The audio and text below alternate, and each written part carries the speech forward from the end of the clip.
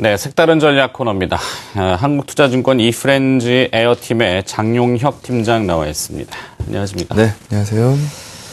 자, 시장이 하루도 조용할 날은 없습니다. 늘 복잡다단한 변수들이 나오고 네. 그것을 어떻게 시장이 반영하느냐도 측정하기 굉장히 어렵고 네. 정상적이라면은 앞서 그래픽 지표에도 이야기했습니다만 미국 증시의 활황을 좀 동조했으면 좋겠는데 또 안 되고 참 답답합니다. 이 거래소가 답답한데 코스닥은 또 강하고 네. 기준을 어디다 맞춰야 되겠습니까? 우선 지난주에 했던 얘기서부터 이어서 가보죠. 색다른 전략이기 때문에 매주 새로운 얘기들을 저도 전해드리고 싶습니다만 지금 현재 그런 시장 분위기가 좀 아닌 것 같습니다. 시장의 키는 계속 환율이 쥐고 있다라고 말씀드렸고요. 우리 환율이 종속 변수로 말씀을 드렸기 때문에 먼저 꺾이려면은 달러 인덱스나 엔화가 바뀌어야 되는 부분이 있습니다. 근데 오늘 BOJ 열립니다. 구로다 총재가 뭐든 하겠다라는 표현을 썼기 때문에 오늘 뭔가 하겠죠. 하지만 시장에서 예측하는 수준을 벗어나지 못한다라고 하면 서프라이즈를 주지 못한다라고 하면은 엔화는 일단 슈팅 작업을 마무리할 것으로 보여집니다. 그렇게 되면 안전자산으로서의 한 축, 이제까지 계속 약세로 흘렀었던 엔화 자체가 슈팅을 멈춘다라고 하면 달러 인덱스의 상대적인 강세 부분도 주춤해질 것으로 보고 있고요. 그런 부분들이 현실화돼야 당장 오늘 나오기는 어렵습니다. 다음 주경 됐을 때 이런 모습이 현실화된다라고 하면은 우리 원달러 속도가 좀 떨어질 수 있다라는 부분으로 보시면 될 것 같습니다. 전일 NDF가 스왑 포인트 감안해서도 올라섰습니다. 그럼 오늘 환율 시장도 사실 어려울 것 같다라는 느낌이 좀 들거든요. 그런 부분들 감안해서 본다라고 하면 1120원 이상에서 놀고 있을 환율입니다. 이런 부분들이 만만해 보이지는 않죠. 지난번에 7월 후반이었습니다. 외국인들이 밀고 들어오는 시장. 그때 원달러 한번 볼까요? 요때 모습을 한번 보시면 좋을 것 같아요. 이 흐름 이후서부터 외국인들이 밀고 들어왔다고 보면 될 것 같은데, 원달러가 계속 빠졌죠. 원화가 강세 쪽으로 흐르고 있었단 얘기입니다. 이걸 기반으로 해서 외국인들이 많이 샀습니다. 이때 기준 환율, 달러 인덱스가 글로벌 저점일 때니까 84달러 정도 가 있을 때고요. 달러 인덱스는 피크를 찍을 때였죠. 그리고 우리 원달러가 1150원 레벨이었습니다. 지금 현재 우리가 1120원 레벨에서 놀고 있고요. 마지노선까지 30원 남았다라고 표현해도 될 것 같습니다. 근데 지금은 엔화 자체가 일단 세 자릿수를 보냐 마냐라는 얘기까지 나올 단계였기 때문에 원화가 어느 정도 좀 쏠려서 거래될 수 있는 수준이었습니다. 그래서 근데 이 부분 지금 현재 엔화가 세 자릿수를 볼 수 있느냐, 100엔대로 들어갈 수 있느냐라는 부분에 대해서 다소 회의적이기 때문에 우리 원달러도 정해져 있는 박스 상단부에 테스트를 하지 않겠느냐. 그러면 제일 첫 번째 우려하고 있었던 환율 부분은 어느 정도 안정을 주지 않겠느냐라는 부분입니다. 수급 부분도 마찬가지죠. 제가 환율을 가장 크게 말씀드리고 수급 부분을 계속 서브로 말씀을 드리고 있는데 수급도 답답합니다. 근데 답답한 수급 상황에서 최근에 모습을 보게 되면 STS 그룹 사태라든지 은행주들의 익스포저가 또 연관이 됐고요. 건설주 대책 발표했는데 좋긴 한데 뾰족한 방법이 없다라는 표현도 그렇고요. 최근에 가이던스가 급하게 내려가고 있는 화학주들 이런 쪽들 투자 심리로 봤을 때는 안 좋죠. 투자 심리가 매우 안 좋은 점을 거래대금에서 한번 보시면 좋을 것 같습니다. 거래대금 추이 한번 보시면은요. 되는 시장이면 올라가는 날 거래 대금이 늘고 안 되는 날 거래 대금이 줄어야 되는 시장입니다. 근데 얼마 전에 전 거래 대금을 보고 사실 깜짝 놀랐는데 장 끝나고 나서 봤더니 2조 5천억대 거래 대금, 거래소 거래 대금이 찍혀 있더라고요. 제가 최근 들어서 한 번도 보지 못했었던 수치입니다. 자료 따져보니까 2008년도 이후에 최저치라 그러더라고요. 그래서 이런 부분들 감안해서 본다라고 하면은 이거 왜 그랬을까라는 부분에 대해서 의구심은 갖습니다. 팔 사람이 다 팔았나? 라는 느낌도 갖게 되고요. 지금 시장이 불안하니까 매수세들이 뒤로 다 물러섰나? 라는 생각도 좀 듭니다. 근데 그 밑을 보시게 되면은 올라가는 날이 있었죠. 저희가 저번에 29포인트 정도 오르는 날이 있었는데 그때 거래대금이 3조 4천억이었습니다. 약했죠. 더 많이 실렸어야 되는 시장이었어요. 근데 최근에 거래대금 저점을 찍고 나서 연속적으로 시장에 힘이 없는데 힘이 없는 시장에서 오히려 거래대금은 크게 증가하더라. 매도세들이 조금 더 세게 나오고 있는 시장이라고 보시면 될 것 같습니다. 수급 상황이 환율의 개선을 보지 못하면 돌아서기 어렵고 수급 상황이 돌아서지 못한다라고 하면은 지수도 말아 올리기 어렵습니다. 지금 밑단이 두껍다, 밑단이 안전하다 이런 쪽의 표현은 많이 들으셨을 겁니다. 이런 부분은 우리가 시장에서 보고 있지만 윗단 부분을 두드려댈 수 있는 모멘텀 자체가 부족하다라는 것도 같이 한번 염두하셔서 끌고 가셔야 될 타이밍인 것 같습니다. 네, 이 환율은 위든 아래든 상승이든 하락이든 그 쏠림에 대해서 제동을 걸기 마련인데 제동이 잘 안 되면은 또 더 쏠리게 되죠. 네. 환율은 뭐 다분히 상승 쪽으로 추세를 좀 잡은 것 같은데 이 속도가 또 문제인 것 같습니다. 브레이크가 좀 시원찮은 모양이에요.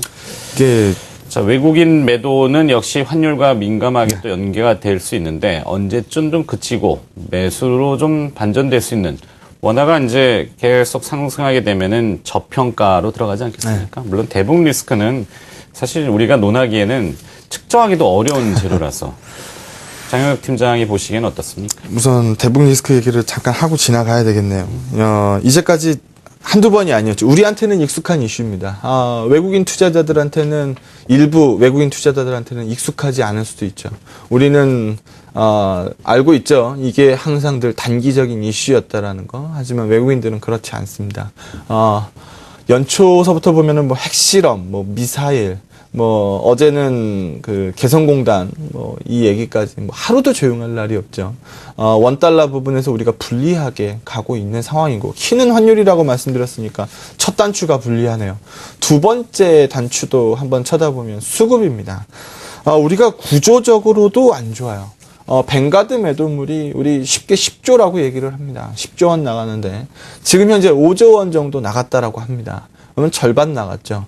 연초 이후에 외국인들이 한 3조 팔았습니다. 그러면 어차피 나가야 되는 물건 5조 원에 비해서 조금 덜 팔았네 라고 계산할 수 있겠죠. 일부 자금들은 조금 샀다는 얘기로 보시면 될 것 같습니다.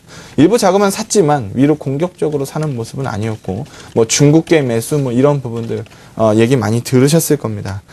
그리고 제가 표를 하나 보여드릴 텐데 여기도 또 환율 얘기하고 맞닿아 들어갑니다. 표 한번 보시면은요. 달러 인덱스가 강세를 띌